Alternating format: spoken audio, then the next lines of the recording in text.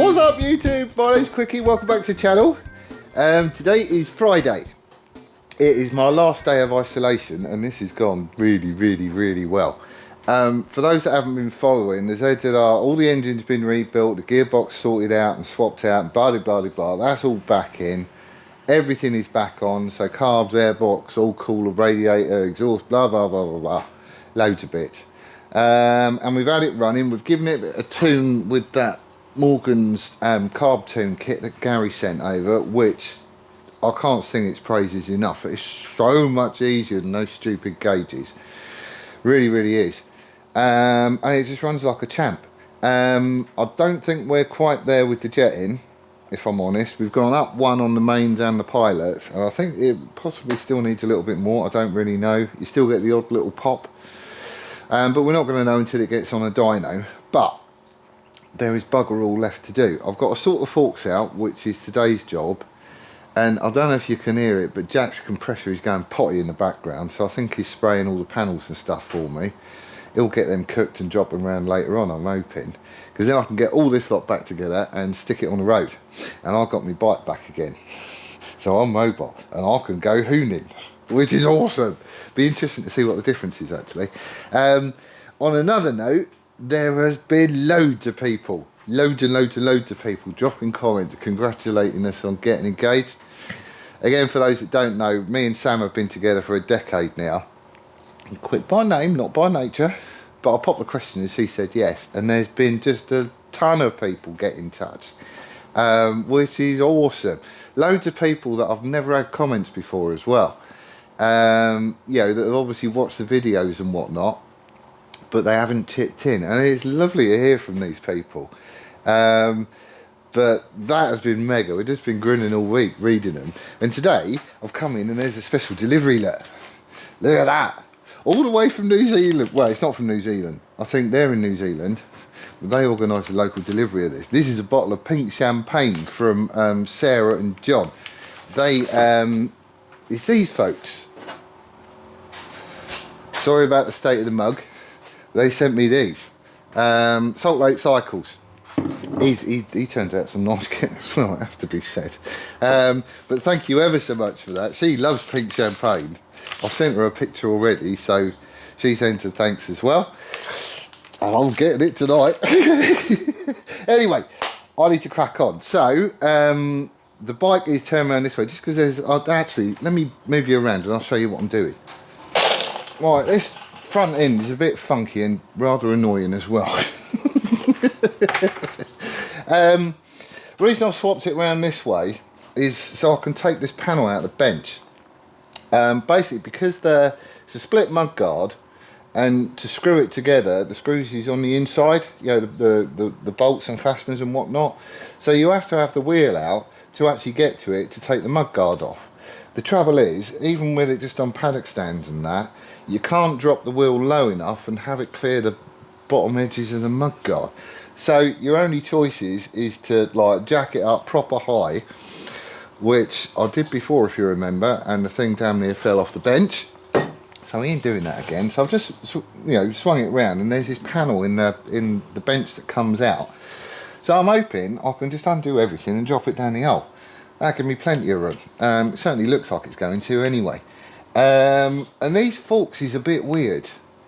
They are a bit weird. I've had a few people get in touch, because you've got there is no compression adjuster on this down the bottom.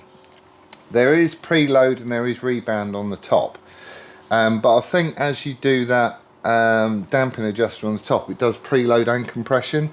But it's really weird because like you turn it and you get 4 clicks out of it or something, and then where you think the next click is going to be, there ain't one, and then it starts clicking again. But you can just keep going in that direction. I've never seen a fork like it. They've always either bottomed out and topped out, or you just didn't have it. And it's kind of weird. I've never seen one like it. And also, like, the damper rod is like an odd shape and stuff as well. I've got all the stuff on it. I've got some progressive springs, because the springs in this is too long, which ain't going to be helping. So, and the seals is knackered, like I said. And I've got new bushings as well. So we're going to go for all that lot. I'll show you what I've got, and I'm just interested to see how this fork is put together, because like I say, I've never seen one before. So we're going to put some music on. We're going to have all this lot off, get the forks out, then we can have a look-see. That's the plan anyway. Right.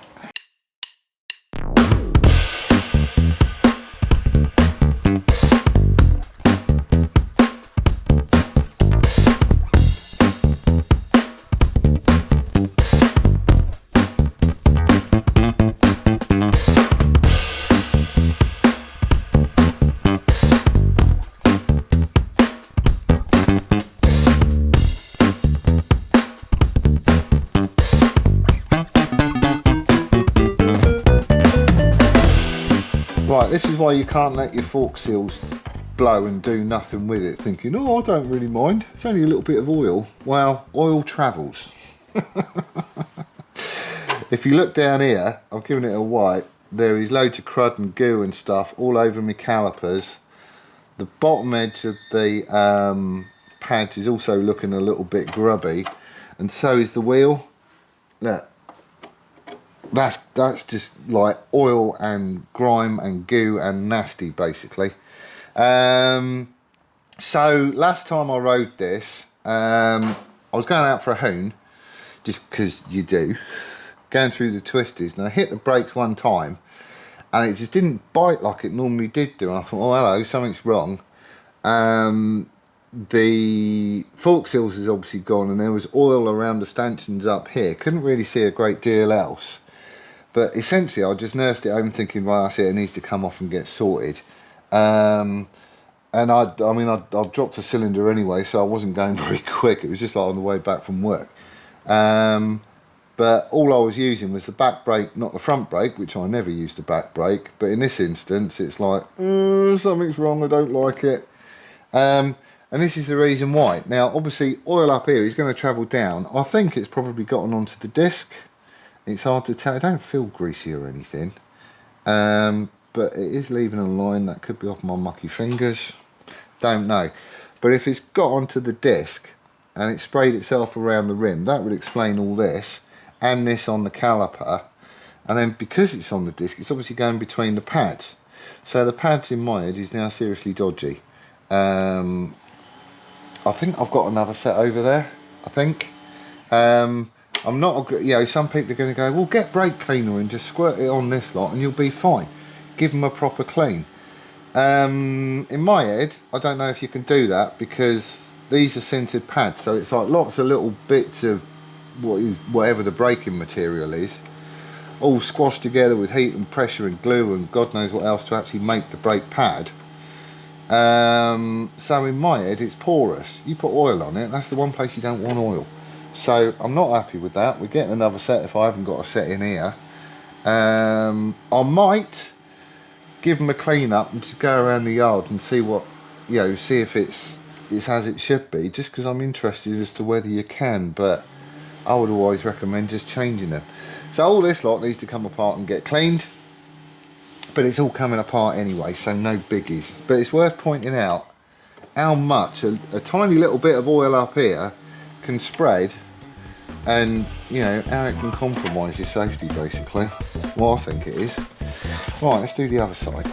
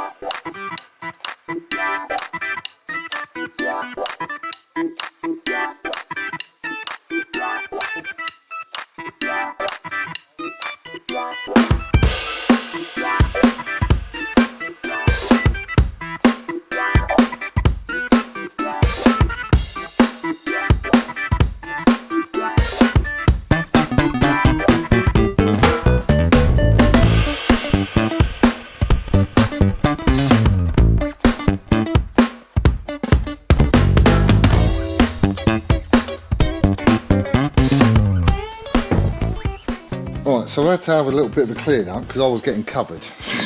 Absolutely covered. It's amazing how, I mean, this was just weeping. It was weeping pretty consistently, but it was just weeping. But as soon as it hits that front wheel and it starts winging about all over the place, it is amazing where the oil gets to.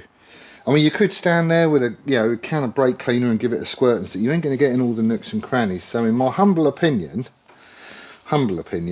it's best just to have it all apart and clean it. Stanchions don't actually look too bad. There's a couple of little bits of pitting that's starting. I might see if I can smooth them out just a little bit,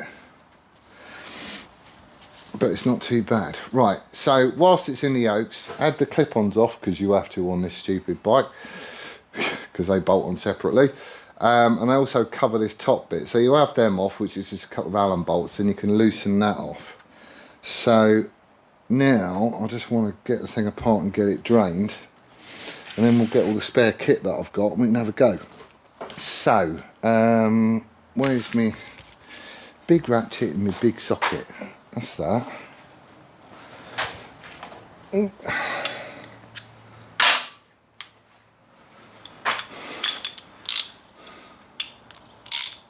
Come on, that way. Right, bit of cardboard on the floor.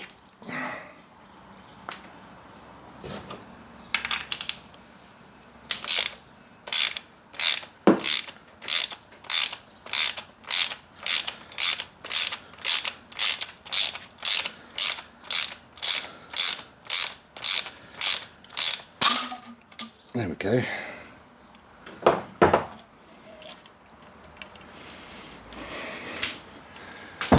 Right, so this is what you get in the top. All this fork oil was changed not that long ago, but you know, is what it is. So there's the damper rod. We'll have a look at him again in a minute because he's a bit of a funny shape. So he can go there. Then you get this little washer. And then you get the spring.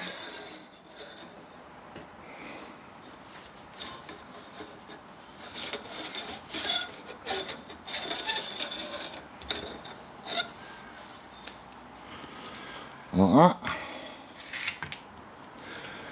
And then there's just a truckload of oil. So he's going to get upended in here.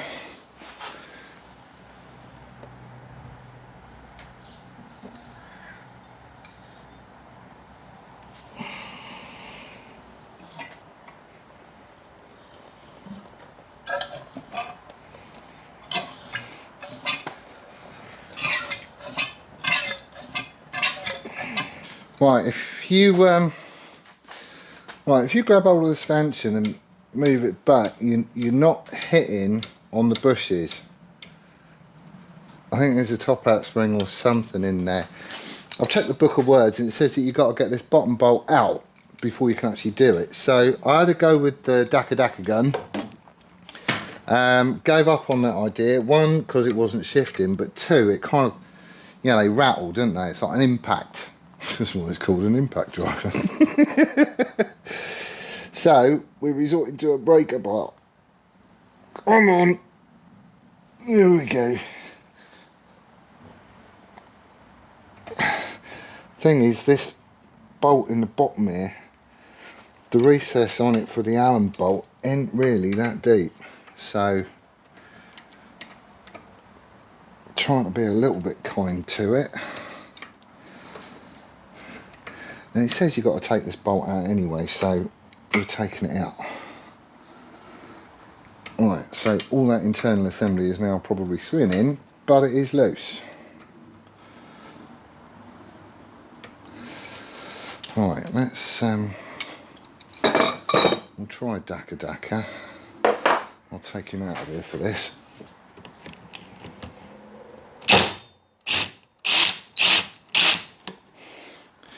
Right, he is definitely loose, but all the inside is spinning. So there we go. So this lot can go back in. We'll nip him up a bit, which will put a bit. Well, actually, I suppose I could put a broomstick in the end. Have I got a broomstick? I did have one.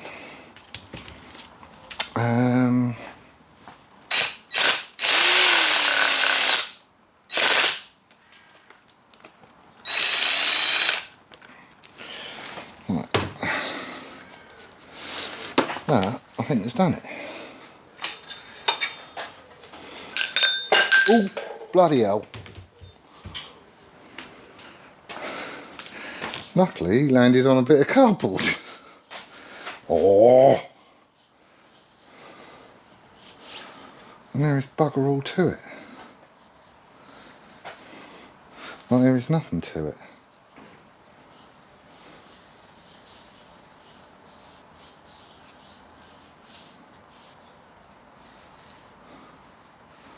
There really ain't.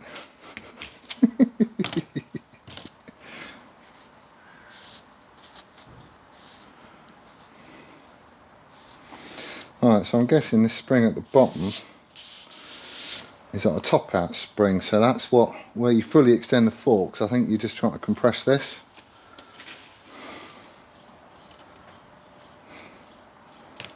But there is nothing to it, so that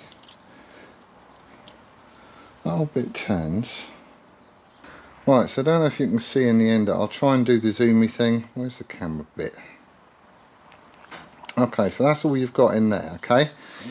So this top cap is held in place with a clip, which you can see similar to like the fork seals would be in there. And there's a plastic washer that sits between, it's a split one. But essentially this top cap can rotate on this bottom thing. Now what happens is if you put the damper rod in there, it's D-shaped. Yeah, it's got a flat across the bottom and then it's rounded on the rest of it. So, and the shaft is the same sort of thing as well. You're probably not going to see it. There's a flat bit there on the bottom.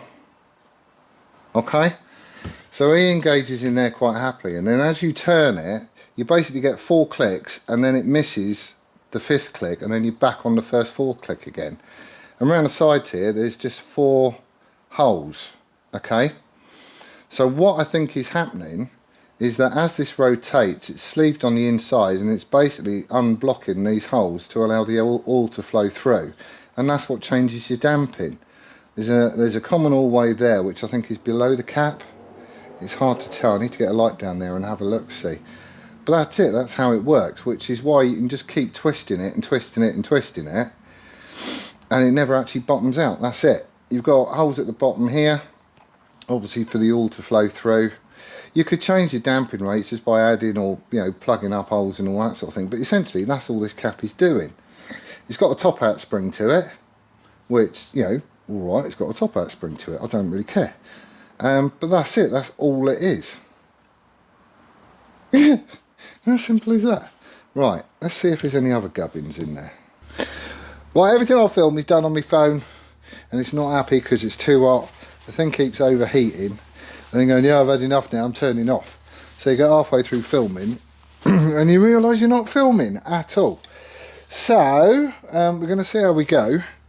If you do go again, then I'm just going to have to plug you in, there won't be any sound, so sorry about that. So first thing is I just want to get these bushes off. So screwdriver in there.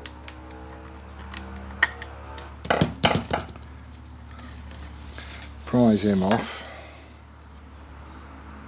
Yeah, he's knackered.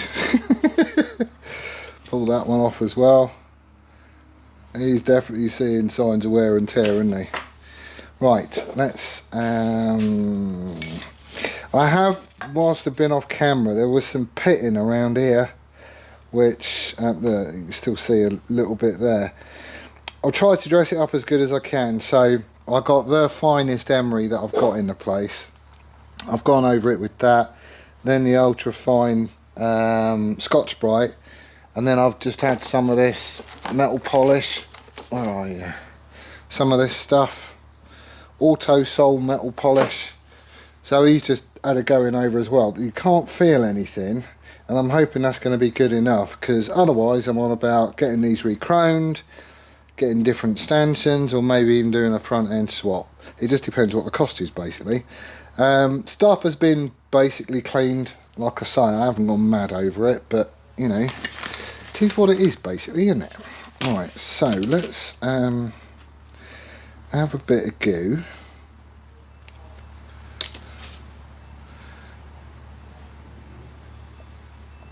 Stick it on both sides. I tend to just cover these. I don't know if you're supposed to do it just on one side, but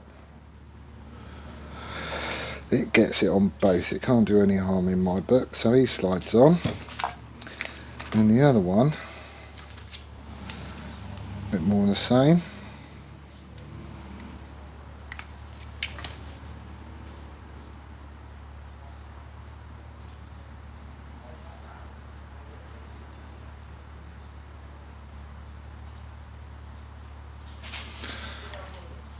And he can open him up a bit and get him over. Come on.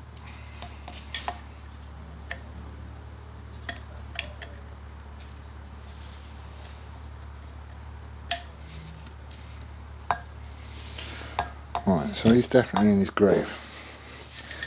Then we've got the washer. Then we've got the new oil seal. A bit more goo.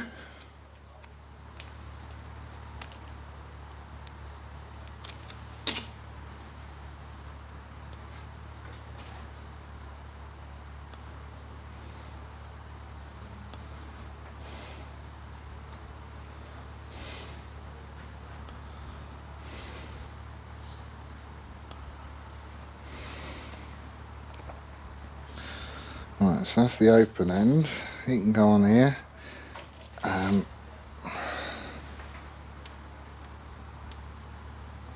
Carefully. There we go. Right, so he's on like that. Only reason for shoving it on that end is this end has got all the grooves for the brushes to sit in, so you stand a chance of nicking stuff, don't you? Right, so that's that side of things done. Right, so then we come to the damper. So he can come off. I find it weird that there's not like a flat washer that sits on that bit, but that's how it came apart, and that's what the parts manual says. So he can go in there with the top out spring, and then come on. Wrong one, you dinny. He goes in this one. And wiggle him out through the hole. And then we put the seat on the bottom. Like that. And this whole thing should go inside the lower fork leg. Come on, there we go. Make sure it's all bottomed out. I've got a new crush washer on this, but I'm literally just looking for it to catch.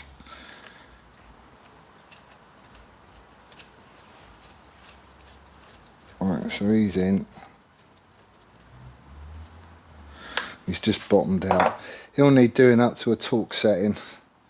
I have done it on the other one, I can't remember what it is though. 45 foot-pounds, something like that, I think. Rings a bell anyway. Right, now we get to clobber it. I'm going to do this bit on the floor, just because stuff bounces about on the bench if I do it otherwise. However, all I'm using is one of these things. It's a crappy little fork driver.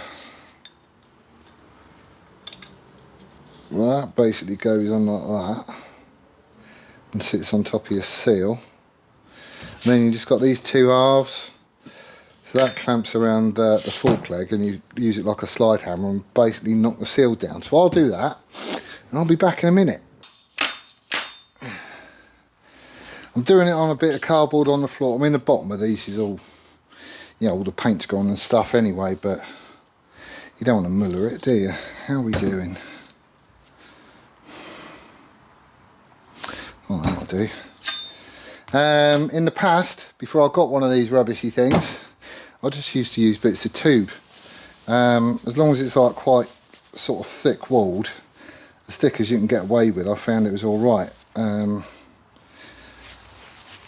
You don't need to spend out on tooling, you can sort of improvise. Right, he's all good. Okay, so my clip can go in now. Like that.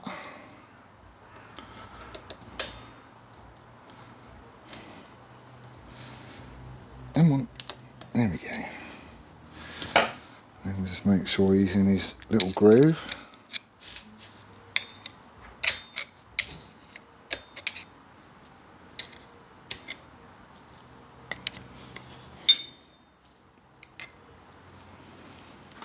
You in? Yes.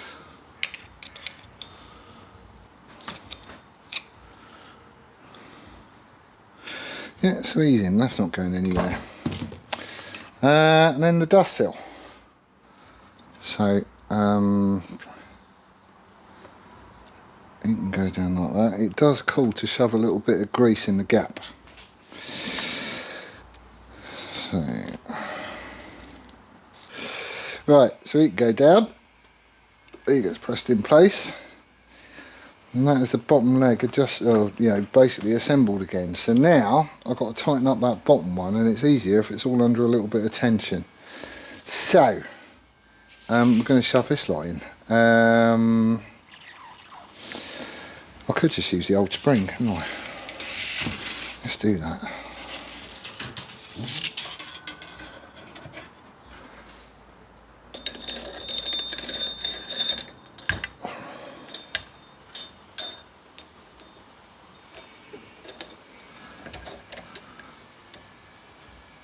So he's in there. Shove his washer on.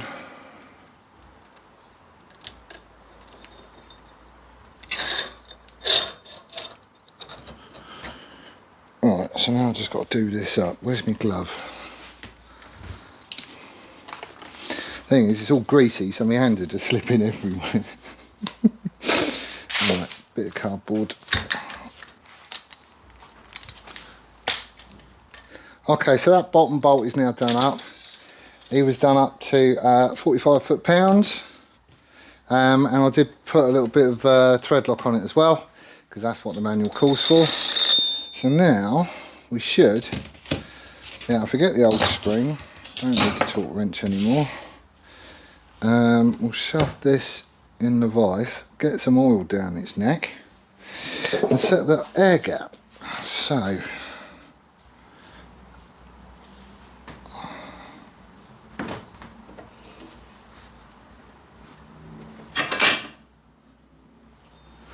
right, what was it again? 149 plus or minus 2 mil. Right, and that takes, was it 450 something cc, something like that. Anyway, right, I know it sounds like I'm rushing, but I basically am. Time's now 4:30. I need to be getting, I had some other stuff I had to get done. So I haven't got as long in it as I was hoping to have, but you know, it is what it is. That's not sounding too bad. Could do with being nipped up a bit more. You're just listening for, you know, all to be drawn through without loads of rattling and everything else, which is just air.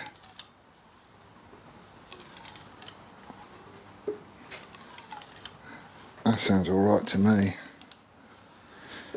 Right, so set the air gap.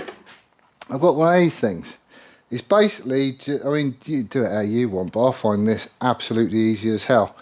It's just got a thin metal tube with a collar on it and a thumb screw just to secure it in place. It's marked incrementally, but you can just, stick a rule from the end of that to the underside of this collar, lock it off where you want, and then it is simply a matter of that goes in there. So you can get to it like that, so it's all flat. Just rest the edge of the syringe on the collar and you just draw down. I'm hoping I've put enough in for it to be over full. Have I? No, because he's still sucking. Right. Alright, let's have another go. He goes on there, stick him on there. I'm sure there's enough oil in here. Come on. It's hard. I might need another syringe.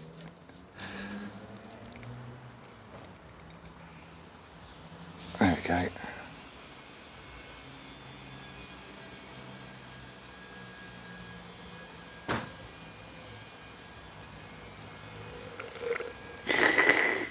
Now, so now we know we've got that as the air gap, which is easy. It's all done with none of the gubbins in it, basically. So the spring, the damper rod, all that lot is out.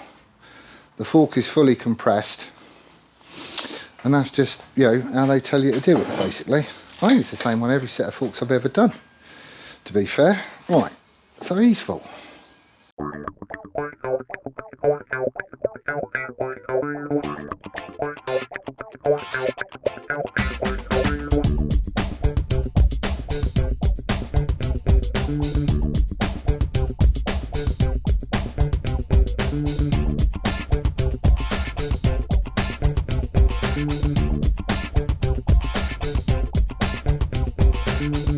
Right, so that's it.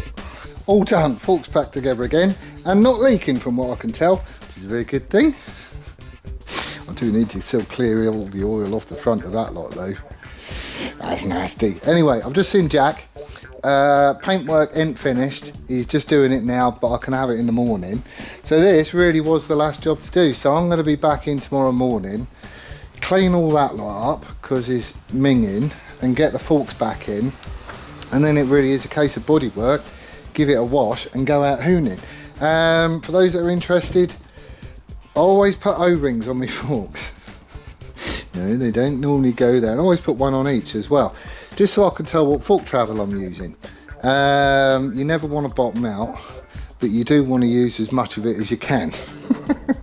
So if you know what your fork travel is, and you know, and it tells you in the manual, or you can just Google it or anything else, just shove an O-ring around the fork leg, you know, and it just lets you know if you're getting close, basically, because you might need to tweak your suspension a bit. Upside down these is a bit more awkward because you have to have them apart to do it, but conventional ones like that, you just stick it on over top, which is cool. So another day well spent. Tomorrow is the weekend. Mr. Man in his van again. I'm sweaty, he's just doing laps. So tomorrow we're going to come in, get all this lot sorted, and that's it. It should be done. Well, unless there's something wrong with it. And then it's all coming back apart again. But anyway, that's where I'm going to leave it for this one. Thank you ever so much for watching. I do hope you're well and staying safe. We'll see you on the next one. Laters!